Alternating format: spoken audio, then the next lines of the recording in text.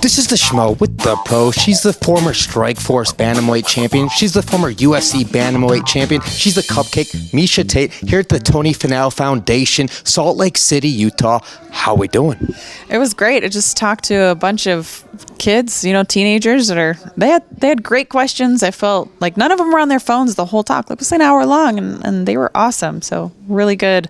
I'm feeling motivated, when I talk to the kids like that and I see them just absorbing and learning and getting inspired. It's like, it inspires me, So for me, wrestling absolutely forged my character. What questions stood out to you the most?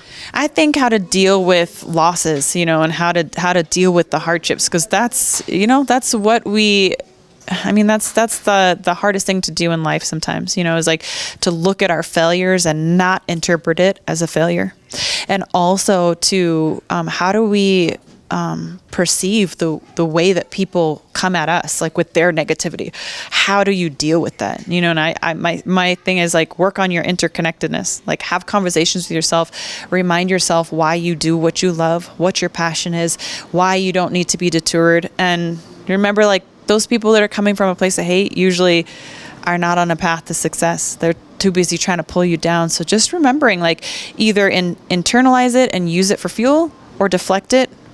You just, you know what I mean? Like you gotta have a confidence here and here in order to deal with other people's negativity and not let it bring you down. So that comes from like being connected with self, like being connected with yourself.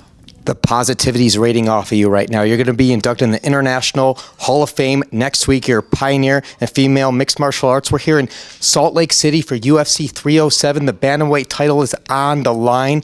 But what are you looking forward to the most about all these fights this weekend? Well, there's two really important fights in my division, so I'm looking forward to watching those. I have a little bit of like a love-hate for the Juliana Raquel Pennington. I did coach both of them on The Ultimate Fighter, and I care about both of the girls. And Julie and I were one of the our first training partners, female training partners, way back in the day, before we ever thought the UFC was even a possibility for women. So we go way back, and although we don't train together now, I'm always grateful for those hard rounds that she always gave me, and I always want to see her be successful. So happy she became a champion in such a crazy way when she beat Amanda. That was amazing. And then Raquel, same thing. Like she's just an awesome person. She's a sweet soul, and she has overcome so many things. I don't know if a lot of people know, like she broke her back at one point. Like she's had a lot of curveballs thrown her way. So it's pretty cool to see her capture gold.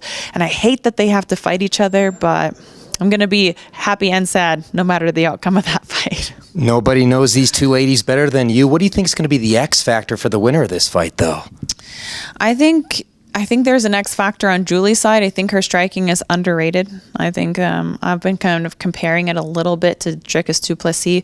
Now, they're not the same fighter, but they have similar ways of striking, more that their striking is more like a joust. So it kind of like pushes through you as opposed to snaps, because they don't care about keeping distance. Now, a clean striker is going to want to maintain distance, so they're going to want to pull things back as quick as they put them out. With Julie and Dricus and people who fight a little bit more like that, they want to come forward no matter what. So it doesn't really matter if they miss, because they're either going to hurt you with the strike, or they're going to be in a clinch, or they're going to be wrestling of some sort, And you got Kayla Harrison on this fight card, too. There's a lot of hype behind her name. Do you think anything less than a gold belt in the UFC would be considered a failure for her? Oh, it would definitely be a learn. We win or we learn. I think Kayla deserves all the talk, all the hype. She's delivered in every single big way. I do worry a little bit about 135 for her, just because my personal experience of dropping to a weight class that was doable, but realistically beyond the means of health. And she's never been a big advocate for weight cutting and things, but I think it's I know it requires a lot of diligence for her to make 135. I worry about her ability to do that long term, but this is a great litmus test against Ketlin Vieira, who has an understanding of judo and who's also a really long, rangy striker. I've fought her before, and she's deceptive in her length, she's deceptive in her speed. And one thing about fighting, like when I fought Sarah McMahon, I'm not a better wrestler than Sarah McMahon. She's an Olympic silver medalist, but I beat her in the wrestling scrambles because it's a fight. So I draw that similar comparison to Ketlin, who is not an Olympic medalist in judo, but she understands it. She has a feel for it. And sometimes you don't have to be better than the person in that one piece. You just have to understand it well enough to have your defenses down. And then, on the feet, I certainly think that Ketlin has the advantage. And we'll see how the fight goes. I'm excited to watch it. And inside the classroom with Bilal and Justin Gaethje, one student asked, is it hard work or is it talent? And it seemed to be universal that hard work trumps talent. It does trump talent, but talent and hard work is really the recipe for the most success. And so I will say it's so important to work hard, because all the talent doesn't matter if you don't work hard. I mean, I think that goes without saying. But I think what is also important is to find what you are talented at and then work hard at that. Right? So that's important. Find what you love, find what you're great at, and then work harder than everybody else, and you will find success.